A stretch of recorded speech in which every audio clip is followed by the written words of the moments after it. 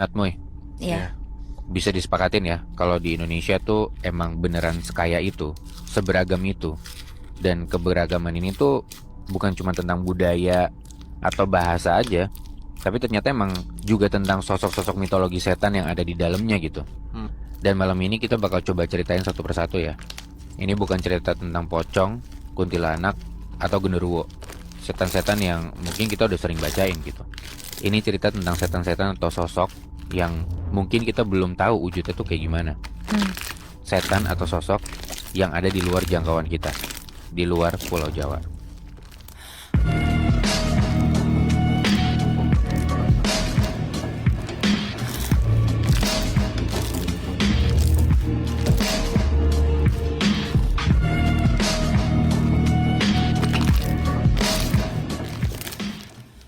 Natmoy, Ya. cerita pertama dari gue ya. Dan sesuai dengan judul episode kita malam ini, jadi cerita kali ini adalah kiriman dari Paranoid yang kebetulan bertempat tinggal di Pulau Sumatera. Hmm. Ini cerita dari sebut aja namanya Dahlia. Cuman di sini tuh bukan dia yang ngalamin sendiri. Ini tuh cerita dari salah satu tetangganya dulu. Tetangganya si Dahlia yang pada saat itu baru ngelahirin. Tetangga yang sampai sekarang di pipi kiri anaknya itu ada bekas goresan kayak luka lama, bentuknya bulat, ngelingkar, kayak bekas lilitan usus gitu. Tapi bukan karena penyakit ya Natmoy. Semua ini tuh karena si anaknya ini itu sempat diteror sama Palasik, sosok hantu kepala terbang dengan usus ngegantung, dan orang-orang percaya kalau sosok ini tuh makan janin atau bayi. Oh, kayak kuyang gitu ya? Benar, 11-12 sama kuyang. Oke. Nama tetangganya Dahlia ini kita samarin aja, kita sebut jadi Nisa ya. Hmm. Beberapa bulan yang lalu, pada saat itu, si Nisa ini baru aja ngelahirin anak pertamanya di kampung suaminya. Kampung yang sama dengan tempat tinggal Dahlia dulu. Hmm. Maksudnya Dahlia dulu tinggal di situ, tapi sekarang ya dia udah pindah gitu loh. Ah. Jadi di kejadian ini Dahlia sama Nisa itu di tempat yang sama, di kampung yang sama. Hmm. Oh, dan si anaknya Nisa ini tuh cowok. Kita sebut aja namanya Sena ya. Nah, malam pertama pulang dari bidan, Sena tuh nangis, tapi nggak berhenti-berhenti sampai jam 12 malam.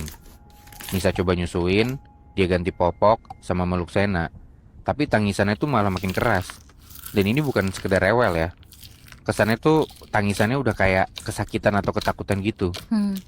Mungkin karena lampu kamar nyala dan kerasa terang banget kali ya. Cuman pas dia dimatiin lampunya sama Nisa, rasanya justru bikin dia tuh ngerasa gelisah, nggak tahu kenapa. Dan di sela-sela tangisan anaknya ini, Nisa beberapa kali ngerasa kalau ada yang merhatiin dia dari balik ventilasi atas dinding. Hmm. Nisa mikirnya, oh mungkin ini perasaan dia aja awalnya. Tapi ternyata enggak. Semua pelan-pelan kebukti di hari-hari setelahnya Natmoy. Di hari ketiga, Nisa tuh inget banget, dini hari dia lagi ngeganti popok anaknya. Pelan-pelan, dia ngedengar ada suara kayu digesek dari arah dapur. Oke. Bunyinya pelan, gemeretak, terus ada hembusan nafas panjang dari arah luar jendela dapur. Disamperin dong sama Nisa karena takut ada apa-apa kan. Pas makin deket sama dapur, lampunya kedap-kedip bentar, terus pet, mati total. Hmm. Terus di kaca jendelanya ada bayangan. Tapi ini bukan bayangan biasa Natmoy. Ada kepala, lebih tepatnya cuman kepala doang, ngegantung aja gitu. Botak, kulitnya kayak dikeringin gitu. Hah? Terus matanya merah menyala samar-samar.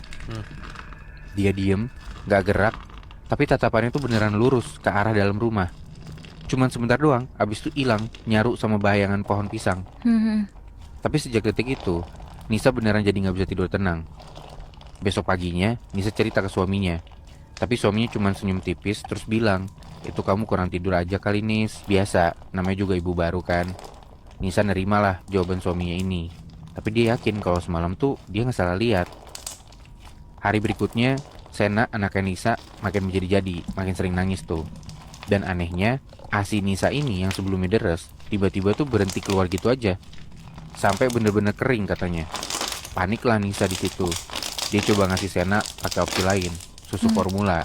Oke. Tapi tetap aja, beberapa hari badan anaknya malah kelihatan jadi lebih kurus dari biasanya.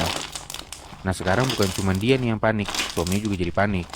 Akhirnya suaminya ini minta tolong sama sebut aja namanya Mak Itam, dukun bayi tua di kampung halamannya ini. Hmm. Mak Itam masuk ke kamar Sena langsung diem. Kayak tiba-tiba ngerasa tenang gitu. Hmm. Tapi di situ raut wajahnya Mak Itam ini berubah jadi serius, Nat, Moy. Dia diem lama di sudut kamar, terus dia ngeluarin segenggam garam halus, Hmm. terus nancepin lidi sirih di 4 sudut kasurnya Sena.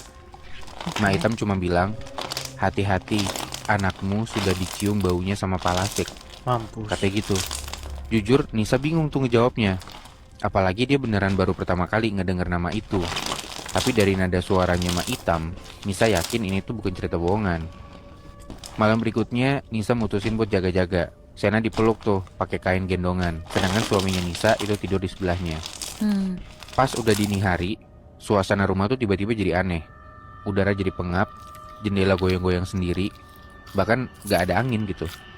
Terus dari arah langit-langit kamar, Nisa ngedenger ada suara desis pelan, kayak ada orang yang nahan nafas sambil nahan ketawa.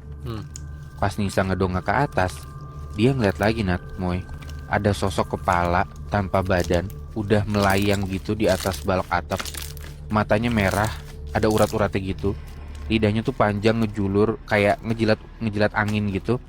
Terus dari lehernya ngejuntai usus-usus merah gelap yang masih basah. Nisa teriak kenceng tuh di situ. Suaminya kebangun, tapi nggak nemuin apa-apa. Yang ada malah goresan kayak cakaran sama serpihan lendir gitu, Hmm. kayak darah ngering, udah nempel di salah satu tembok bilik deket kasur. Anjir. Oke. Detik itu juga suaminya Nisa akhirnya baru percaya kalau emang ada yang aneh nih di rumahnya. Keesokan harinya, ada 2 tetangga datang. Mereka juga cerita kalau anaknya yang umurnya masih pada di bawah 3 bulan itu pada sakit. Hmm. Yang satu demam tinggi, yang satu lagi muntah-muntah nggak berhenti.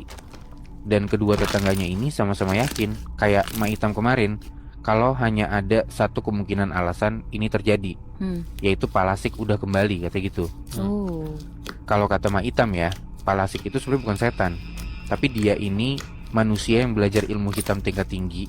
Konon katanya, dia bisa misahin kepala dari badannya, terus terbang buat nyari darah bayi buat memperpanjang umurnya. Oh. Jadi emang setahu gue ini persis banget kayak Kuyang sih. Iya, iya, Kuyang juga bener-bener. kayak gitu soalnya. Hmm. Gak semua orang bisa lihat sosoknya tapi. Dan yang lebih ngeri, Nat, Moy, si Palasik ini tuh bisa nyamar jadi siapa aja. Bahkan orang yang paling kalian percaya. Nisa jadi makin takut tuh gara-gara denger kayak gitu. Gak cuma sama Palasik aja, tapi jadi takut ke semua orang. Karena ya Takutnya itu Palasik gitu ya. bener. Nah tapi Mak Itam ngasih saran ke Nisa buat ngelakuin semacam pencegahan lah. Dan Nisa ngikutin aja sarannya nih. Jadi di 4 sudut rumah, termasuk sekelilingnya juga, Nisa tuh naburin garam sama kembang 7 rupa. Daun sirih juga dipasang di tiap pintu. Terus di kasur bayi digantung pisau kecil yang dibungkus kain putih kayak tolak bala gitu. Hmm. Dan bener aja, Nat, Moy, setelah beberapa hari berjalan, malam itu untuk pertama kalinya Sena tuh bisa tidur tenang. Nggak nangis, nggak gelisah, begitu juga Nisa. Rumah jadi berasa lebih dingin, tapi nggak serem. Cuman perasaan lega Nisa ini gak berjalan lama ternyata. Pas dia bangun dari tidurnya, dia ngelihat ke arah plafon kamar, persis di atas kasur bayi, udah ada kayak tetesan cairan kecoklatan gitu. Dan pas diperiksa, baunya beneran kayak darah. Dan bentuknya kayak telapak kaki mungil, tapi cuma 3 jari doang. Ih. Nisa jadi was-was lagi tuh. Setiap menit tuh dia ngerasa kayak ada yang ngawasin. Bahkan pas dia nyapu kamar, tangannya tuh nyentuh sesuatu keras di bawah bantal anaknya. Hmm. Di sana tiba-tiba udah ada boneka kecil dari kain hitam, dijahit kasar gitu, gak ada wajahnya, cuman ada tali merah yang ngelingkar di lehernya. Pas Nisa coba ngeliatin boneka ini ke Mak Itam langsung gemeter dan bilang, ini penanda, dia sudah masuk, tapi dia hanya menunggu waktu saja, katanya gitu. Iya. Udah pasti malam harinya Nisa sama suaminya jadi balik jaga-jaga tuh, karena ngerasa gak aman lagi kan. Hmm. Terus di sekitar jam 2 pagi, lampu dapur tuh tiba-tiba mati. Dan dari celah ventilasi atas kamar, Nisa ngeliat jelas banget ada lidah panjang ngejulur masuk kayak lagi nyari bau gitu. Hmm. Nisa gak bisa nunggu lagi. Dia buru-buru ngebangunin suaminya, dan bahkan suami juga ikutan ngeliat itu. Tanpa pikir panjang, suaminya Nisa langsung ngambil boneka tadi itu. Dia bawa buat dibakar di dapur. Terus abis itu Nisa dan suaminya keluar rumah dalam keadaan tergesa-gesa bawa Sena yang lagi dibungkus selimut gitu. Dan pas keluar rumah, katanya anjing-anjing kampung tuh pada ngegonggong gitu ke arah rumah Nisa, seolah-olah kayak mereka tahu nih ada yang gak wajar di rumahnya Nisa.